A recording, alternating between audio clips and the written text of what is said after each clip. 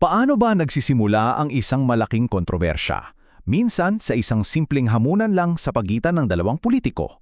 Maglabasan ng dokumento, tapos biglang isinapubliko sa mismong bisperas ng Pasko.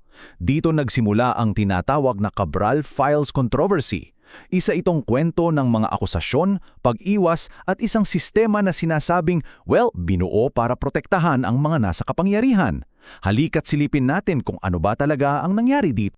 At heto agad yung tanong na bumulaga sa lahat, no? Ang mga dokumento ba ay ebidensya ng katiwalian na galing sa isang whistleblower? O isa lang itong koleksyon ng mga papel na kumbaga ninakaw lang? Alam nyo, depende sa sagot dyan, doon natin malalaman kung saan talaga papunta ang buong kwento. So tara, siyasatin natin.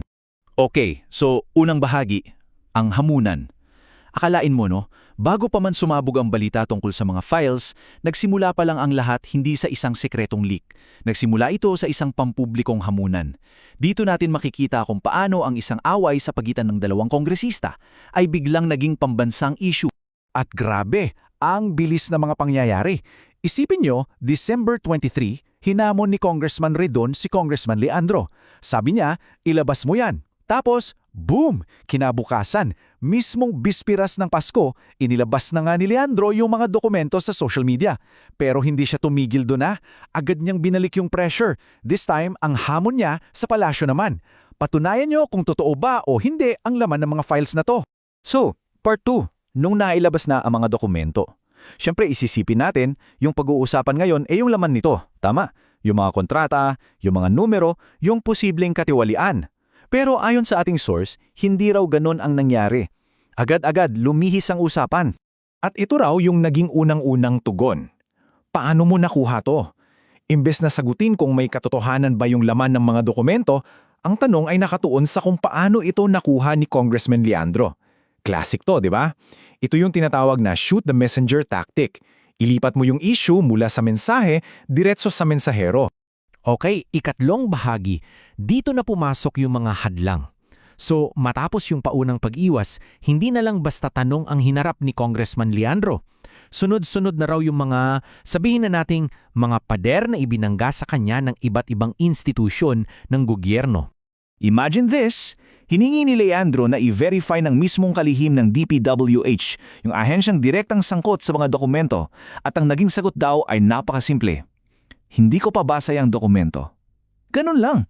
Kumbaga, isang tahasang pag-iwas ayon sa source para lang talaga hindi mapag-usapan kung ano yung laman. Pero teka, ito yung pinakamalupit na hadlang siguro. Sa loob mismo ng Kongreso nangyari. Nung susubukan na sana ni Congressman Leandro na magbigay ng privilege speech para ilahad ang panig niya, biglang-bigla pinatigil yung session. Ang rason? May unwritten rule daw na bawal magsalita kung ikakasira ng kasamahan. Isipin mo yun, isang patakaran na hindi nakasulat pero yun ang ginamit para patahimikin siya. At dito na tuluyang umikot ang mundo. Yung investigasyon, hindi na tungkol sa mga dokumento. Instead, yung tao na naglabas ng impormasyon, yung whistleblower, siya na ngayon ang iniimbestigahan. Wow! Okay, ikaapat na bahagi, yung kontra-ebidensya. Habang iniipit na si Congressman Leandro sa lahat ng anggulo, may alas pa pala siya. At hindi ito isa pang dokumento. This time, isang video. Galing sa isang CCTV camera. At dito, kitang-kita natin yung dalawang magkasalungat na kwento. Sa isang banda, yung akusasyon. Inagaw yan, kunuha yan ng saplitan. Sa kabilang banda, yung ebidensya mula sa CCTV na nagsasabing, teka, parang kusang loob naman na ibinigay ha. Ayon sa source, ano bang pinapakita sa video? Isang kalmadong pag-uusap. Walang pilitan, walang gulo, walang komosyon. Si Leandro daw at yung opisyal naglalakad lang at seryosong nag-uusap. At sa huli, payapang iniabot yung folder. So ito raw yung patunay na hey, voluntaryo ang pagbibigay ng dokumento. So ikalimang bahagi, yung tinatawag na architecture of impunity. Ngayon, let's step back for a moment. Lumayo muna tayo sa mga detalye. Dahil ayon sa source, lahat ng ito, yung pag-iwas, yung mga hadlang, yung pagbaliktad ng investigasyon, hindi raw ito basta-basta nangyari lang. Bahagi raw ito ng isang mas malaking sistema.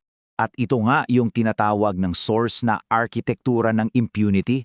Isang struktura na sadyang binuo, hindi para hanapin ang katotohanan, kundi para magbigay ng immunity, ng proteksyon. Sa madaling salita, isang sistema para masigurado na may mga taong laging makakalulusot sa pananagutan kahit anong mangyari. At ayon sa source, mukhang may sinusunod ditong pattern o playbook eh. Step 1, mangangako ang gobyerno na lalabanan ang korupsyon. Step 2, may isang taong lalabas na may ebidensya. Step 3, dito na papasok yung sistema para harangan siya, i-delay o baliktarin yung investigasyon. Ang huling resulta, yung mga pangunahing sangkot, ayon, protektado pa rin at hindi nagagalaw. At dito tayo iiwan ng kwento sa parehong tanong na binitawan ng source. Matapos ang lahat ng hamunan, ng paglabas ng dokumento, ng mga pag-iwas, ng CCTV footage, ano ang susunod na palusot? Isang tanong na nag-iiwan sa ating lahat na mag-isip tungkol sa kung paano ba talaga gumagana ang sistema ng pananagutan dito sa ating bansa.